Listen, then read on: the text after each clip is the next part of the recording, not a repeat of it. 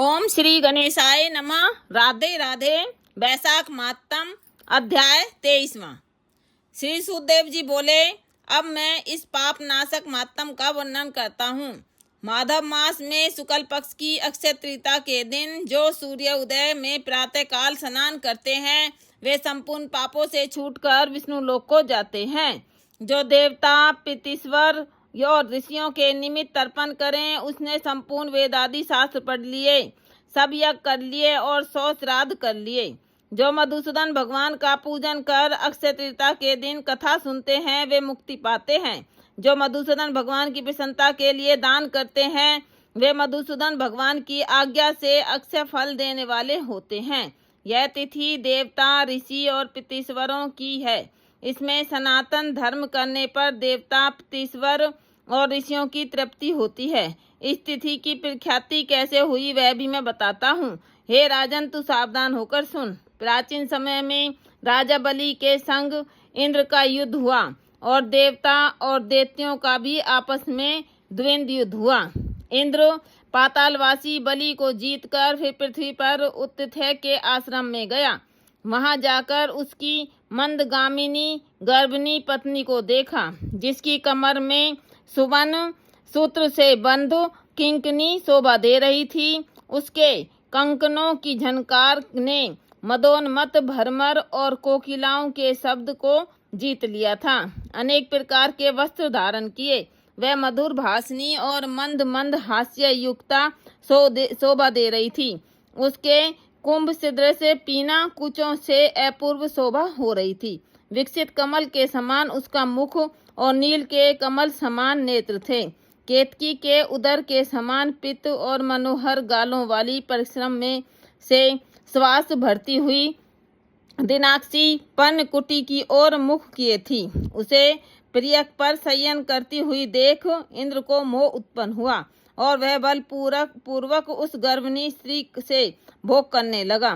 तब गर्भस्थ पिंड ने अपने गिरने के भय से दुखी होकर उसके अपने पांव से योनि मार्ग को ढक दिया, जिससे इंद्र का वीर्य पृथ्वी पर गिर पड़ा।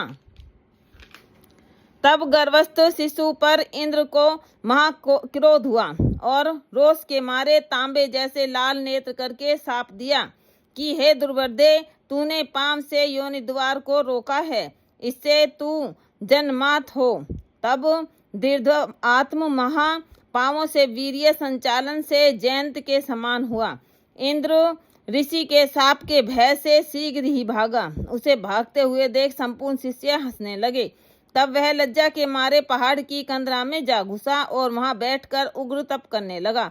जब इंद्र लज्जा के मारे कंदरा में जा घुसा तो राजा बलि और उसके साथी दैत्यगण गुप्त दूतों द्वारा भेद लेकर देवताओं पर आक्रमण करके अमरावतीपुरी दिक्पालों की विभूति और साम्राज्य तथा स्वामी रहित देवताओं के राज्य का बल पूर्वक भोग करने लगे। तो अग्नि आदि सब देवता अपने रक्षक को न देख बृहस्पति के पास जा इंद्र का वृतांत पूछने लगे कि हमारा स्वामी कहाँ है। स्वामी के बिना हमारे राज्य पर दैत्यों ने आक्रमण किया है।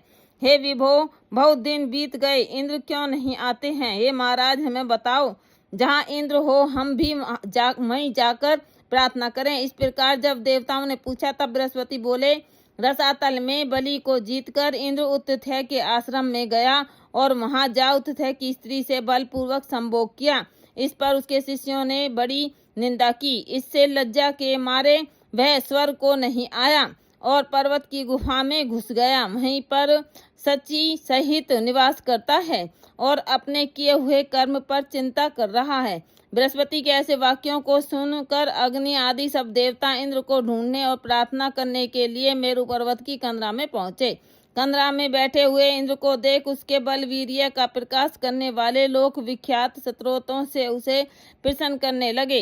हे इंद्र, हे सब देवताओं के स्वामी, तुमको नमस्कार है। तुम्हारे बिना हमको दैत्यों ने बड़ा कलेश दिया है, जिससे हम स्थान भ्रष्ट होकर दुख के मारे जगह जगह घूम रहे हैं। अतः तुम चलकर शत्रुओं का दमन करो। ऐसी स्तुति सुनकर इंद्र गुफा से बाहर आया, मारे नेत्र के पृथ्वी की ओर कमर झुका कर देखने लगा। दुख के मारे कंठ भर आया, जिससे मुख से कुछ भी नहीं कह सका। यह दशा देख बृहस्पति जी बोले कि हे इंद्र, तू शंका क्यों करता है? संपूर्ण जगत कर्माधीन है। मान अपमान, सुख दुख, लाभ हानि, हार जीत सब पूर्व जन्मार्जित कर्मों के अनुरोध से होता है। प्राणी कर्मों के अनुसार चलते हैं। देवयोग से काल पाकर दुख अपने आप उपस्थित होता है। बुद्धिमान मनुष्य दुख पड़ने पर कुछ चिंता नहीं करते हैं और सुख से प्रसन्न नहीं होते हैं। इसलिए तुमको यह दुख प्रारब्ध से ही मिला है। हे इंद्र, इस दुख को पाकर तुम्हें सोच करना उचित नहीं। गुरु की बात सुन इंद्र ने कहा, हे मानद, पर स्त्री गमन के दोष से मेरा बल, वीर्य, यश, मंत्र शक्ति, शास्त्र शक्ति, विद्या शक्ति सब नष्ट हो गई। इन सब को खोकर मैं यहाँ गुप्त निवास कर रहा हूँ। इंद्र की यह बात सुन बृहस्पति सहित सब आपस में उसको फिर बल देने का विचार करने लगे। तब बृहस्पति जी कहने लगे कि मधुसूदन, भगवान के प्रिय वैशाख मास में सभी तिथियां बड़ी पुण्य रूप हैं। इसमें शुक्ल पक्ष की तृतीया अक्षय तृतीया है। जो इस तिथि में श्रद्धा पूर्वक स्नान दान आदि करता है, निसंदेह उसके सहस्त्र पाप नष्ट हो जाते हैं तथा बल, वीर्य और ऐश्वर्य अत्यंत बढ़ते हैं। अतएव अक्षय तृतीया के दिन बलि के बेरी इंद्र द्वारा स्नान दान आदि सधर्म कराने चाहिए, जिससे उसका हित साधन हो, जिसके प्रताप से इंद्र में विद्या और मंत्र शास्त्र में पूर्वक शक्ति हो जाएगी। बल, वीर्य और यश भी पूर्वत बढ़ जाएगा। देवताओं समेत बृहस्पति ने ऐसा विचार कर इंद्र से वैशाख के धर्म कराए। अक्षय तृतीया के दिन भुक्ति मुक्ति देने वाले धर्मों से पूर्वत बल और वीर्यादि बढ़ गए तथा पर स्त्री गमन का दोष भी तत्काल नष्ट हो गया। इस कर्म से इंद्र अपने पाप कर्मों से इस प्रकार छूट गया जैसे चंद्रमा राहु से छूटता है, और वह देवताओं के मध्य पूर्वत शोभा को प्राप्त हुआ। इंद्र देवताओं को संग ले असुरों को जीत अक्षय तृतीया के मातम से सब वैभवों में से मुक्त हो अमरावती पुरी में प्रवेश किया। आगे शंख तुर्यादि बाजे बजने लगे। फिर इंद्र की आज्ञा से सब देवता अपने अपने घर गए। पूर्वत यज्ञादि में अपना अपना भाग लेने लगे। पितृश्वर पूर्वत पिंड भाग प्राप्त करने लगे। राक्षसों के हार जाने पर मुनि स्वाध्याय में तुष्ट हुए। तभी से संसार में अक्षय तृतीया प्रख्यात है। यह देवता, ऋषि, पितृगण सबको संतोष देने वाली है। अतः यह सब कर्मों को काटने वाली सबसे पुण्यतम है। यह अक्षय तृतीया मनुष्यों को भक्ति मुक्ति देने वाली है।